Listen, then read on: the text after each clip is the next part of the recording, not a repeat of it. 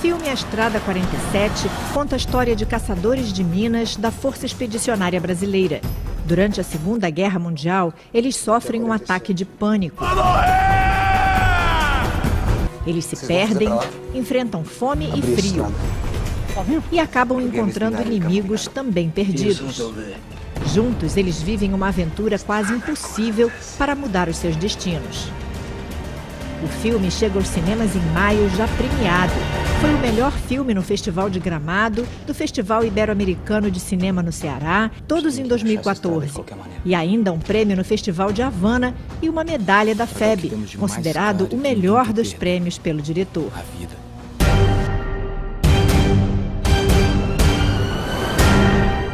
Numa ocasião, o diretor de Estrada 47, Vicente Ferraz, disse que durante as filmagens ele tinha a impressão de que comandava um exército de loucos numa batalha imaginária na Europa. Vicente, como é que foi essa loucura? Foi realmente uma loucura. Você imaginar que fazer um filme de guerra na neve, num país distante, com uma equipe de 60 pessoas, é uma logística realmente que é quase uma operação militar, né? E uma torre de Babel, né? E uma torre de Babel, porque tinha alemães, italianos, portugueses, colombianos, costarriquenhos, brasileiros, assim, era gente de várias partes do mundo. Como é que foi a questão da pesquisa? Como é que vocês fizeram todo esse preparo do roteiro, da produção do filme? Mais ou menos o método que eu uso, né, é que eu primeiro faço um argumento muito baseado na ficção, né, e depois eu faço um apoio histórico, porque eu não quero ficar muito preso à realidade, à história, né, assim, didaticamente. Depois desse processo de um primeiro tratamento do roteiro, eu fiz uma análise histórica, contratei 2 pesquisadores aqui no Brasil. E depois tem o processo de pré-produção. Então, a pré-produção já envolve outros elementos de pesquisa, né? Que são as locações, depois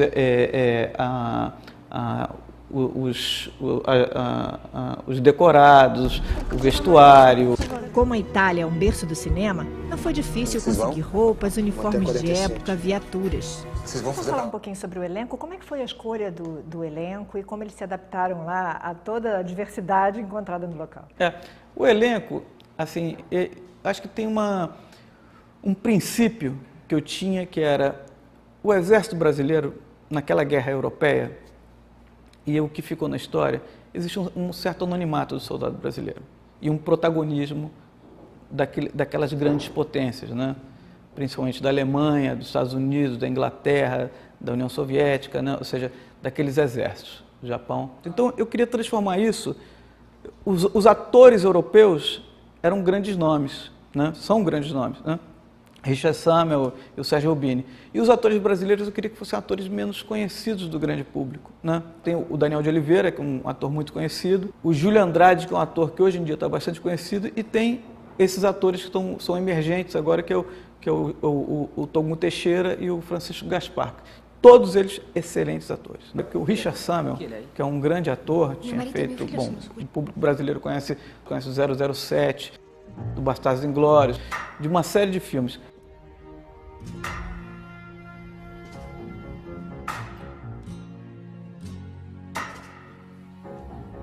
A primeira vez que eu sentei com ele para conversar, ele me perguntou, Vicente, é um prazer, a gente está se cruzando aqui em Roma, porque ele estava fazendo um filme em Roma, você quer trabalhar comigo, tá? Tem uma proposta, né? Eu soube, e o seu filme é sobre o quê? Eu falei, ingenuamente, né, de novo, sobre a Segunda Guerra Mundial. Ele falou, sobre a Segunda Guerra Mundial? Ele fez uma cara séria, né? E ele falou, como é que você me vê nesse seu filme?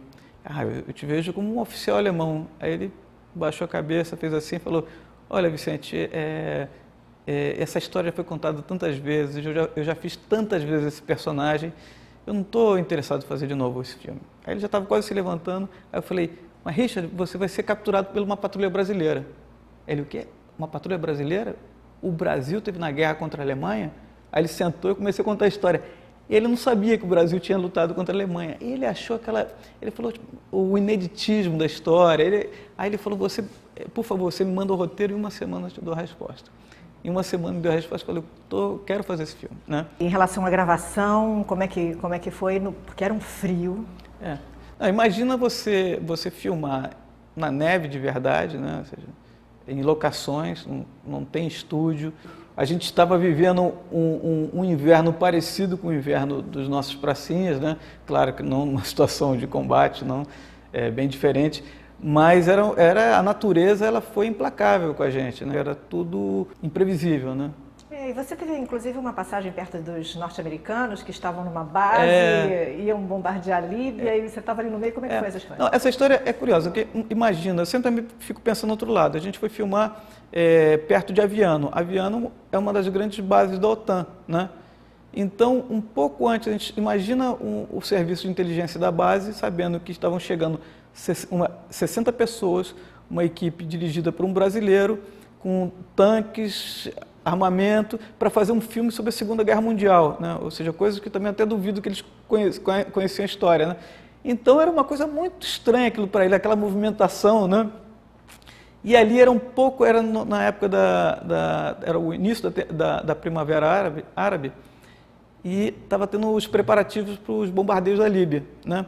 Então a filmagem sofria muito porque tinha muito treinamento de tiro e de voo, né? Então, é evidente que os voos de caça, eles atrapalhavam muito porque tinha que cortar, o som direto não funcionaria, porque aquele som não existia na Segunda Guerra Mundial. Agora, de tiro, no filme tem de tiro, que é o tiro do pessoal de Aviano ali. Tiro ficava, né? Porque é um filme de guerra, vale, né? Teve alguma cena, algo que marcou, ou alguma história que marcou? Tinha uma cidade do interior do norte da Itália, onde a gente acabou filmando, colocamos como 100, 150 figurantes, todos vestidos de época, e era uma cena que supostamente o exército aliado não chegava na cidade e a cidade ia ser atacada pelos alemães. E a cidade só era protegida por um pequeno grupo da resistência italiana. Então, como estavam chegando os alemães, a resistência toda tinha que subir as montanhas para fugir dos alemães. E a população civil desesperada, né? E eu nervoso, querendo filmar, e de repente eu vejo uma senhora de bicicleta parou no meio do quadro, no meio do set, lá no fundo, e não saía. Aí foi o assistente de direção, começou a ver que o assistente de direção estava conversando com aquela senhora chorando muito. Aí falou, ela não vai sair, Vicente, você tem que ir lá. Aí quando eu fui lá falar com a senhora, eu falei, por que essa mulher está atrapalhando a filmagem, né? Aí quando eu chego, ela fala, senhor, é que aqui foi a última vez que eu vi meu marido. Meu marido era da resistência e ele saiu pelas montanhas por ali. Então ela, quando começou a ver toda aquela cidade voltar de volta no passado, aquelas pessoas vestidas de época e tudo, ela começou a fazer ela falou, a última vez que eu vi meu marido, eu era muito nova, e foi a última vez que ela viu o marido dela depois apareceu na guerra. Então ela começou a reviver aquilo dali, ela começou a chorar muito. E aí eu não me senti no direito de parar a filmagem, porque eu achei que tinha um negócio de luto ali, né? Ela ficou alguns minutos, algum tempo ali, e eu deixei, né? Porque é um momento mágico, né? Me emocionou muito isso daí.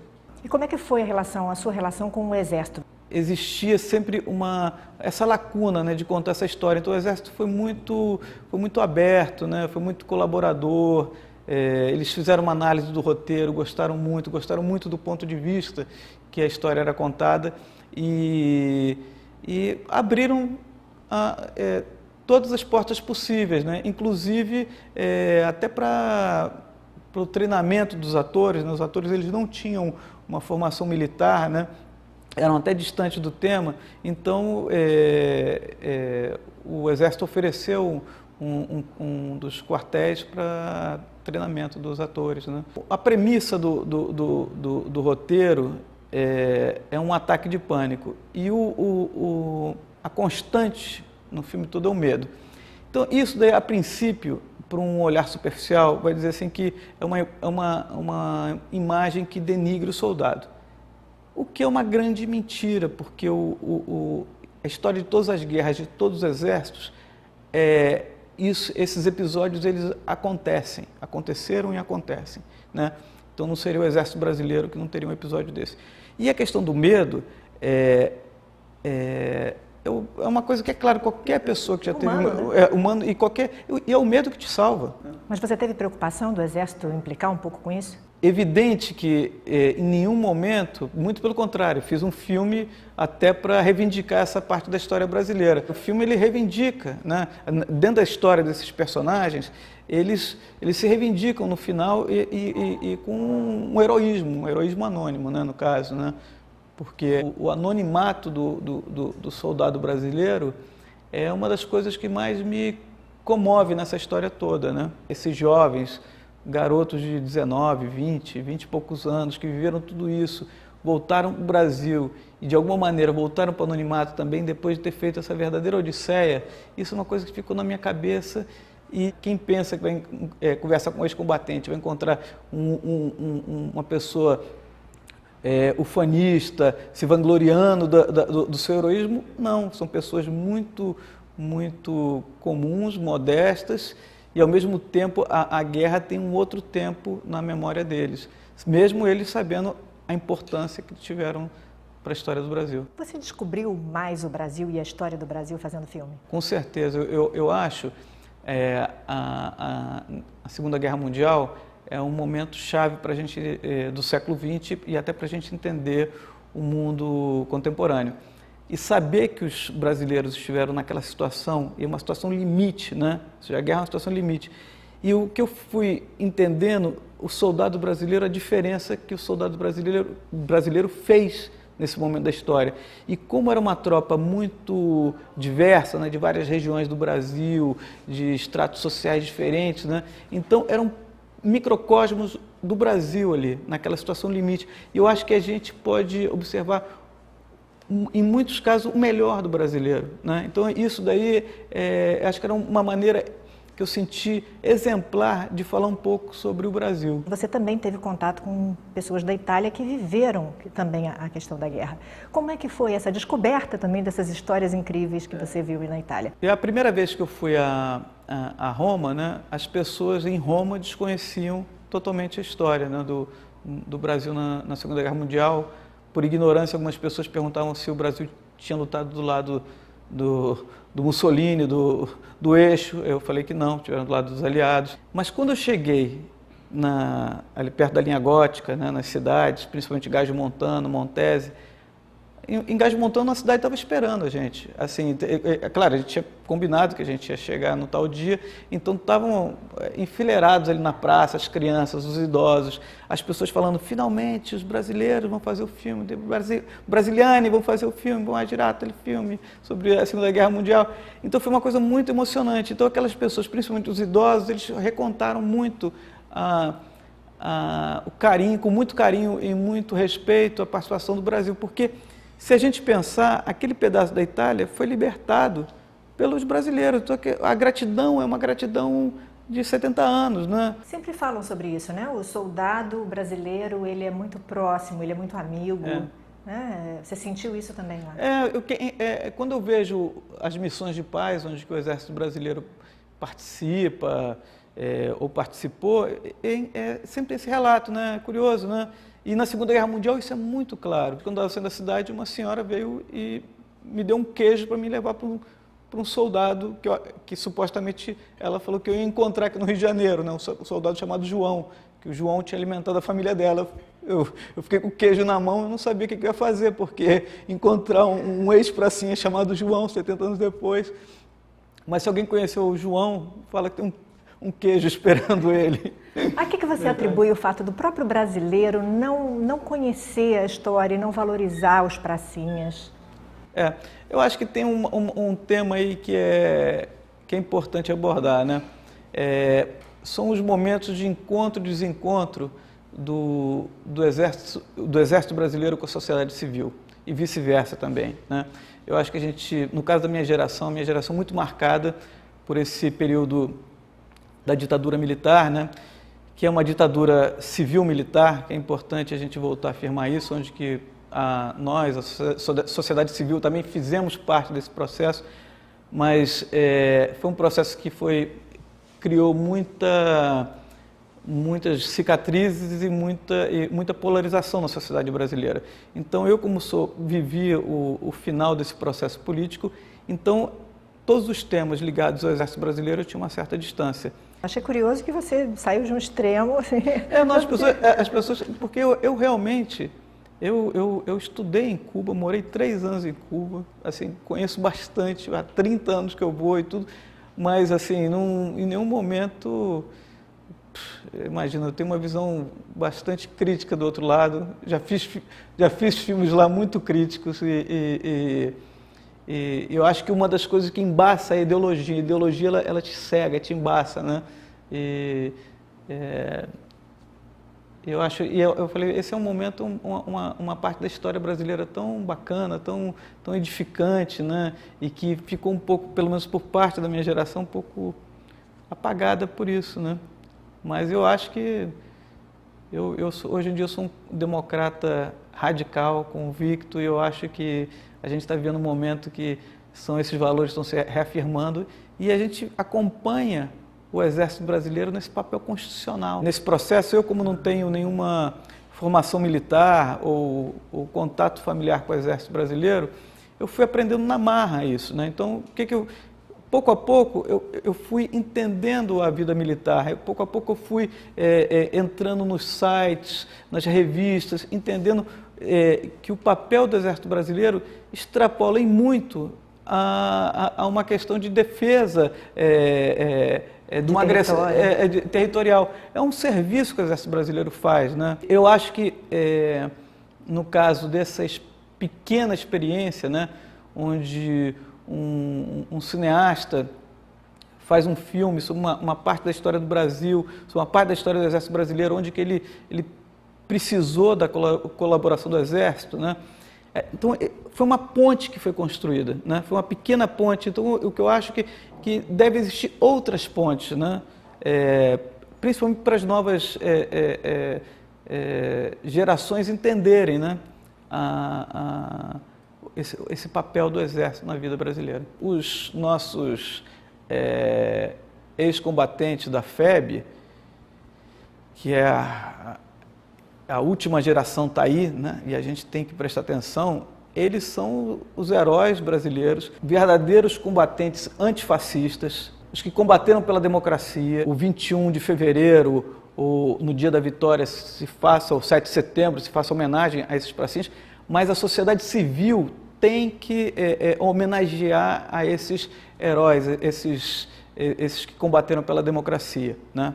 Eu acho que tem que ser reverenciados, tem que trazer eles para acabar com uma falsa polaridade que existiu numa época, né? Mas isso não quer dizer que a instituição do Exército seja reflexo do passado. O Exército Brasileiro é o Exército de 2015, isso é o que a gente tem que entender. Você já está fazendo outros projetos, já está envolvido em outras gravações. Quais são esses projetos? Eu estou com outro projeto que eu estou começando a escrever, que ele é ambientado na Guerra do Paraguai. Gostou da área militar? Não é um filme sobre a Guerra do Paraguai, não tem essa pretensão, mas é ambientado na Guerra do Paraguai. Também tem uma série para televisão, não é isso? Aí para TV o que eu estou fazendo eu estou fazendo pequenos documentários com ex-combatentes, né? Que é um pouco dar voz a esses ex-combatentes, ter essa memória, né? Porque eles estão indo embora, né? Acho que a gente está na última geração de ex-combatentes e a gente tem que aproveitar para registrar isso, né? E que eu acho que é importante para as novas gerações, né? Eu acho que a minha geração, voltando, acho que a minha geração ela é um pouco marcada por esse processo todo desses 21 anos aí da ditadura militar. Eu acho que as novas gerações elas não têm essa marca, né?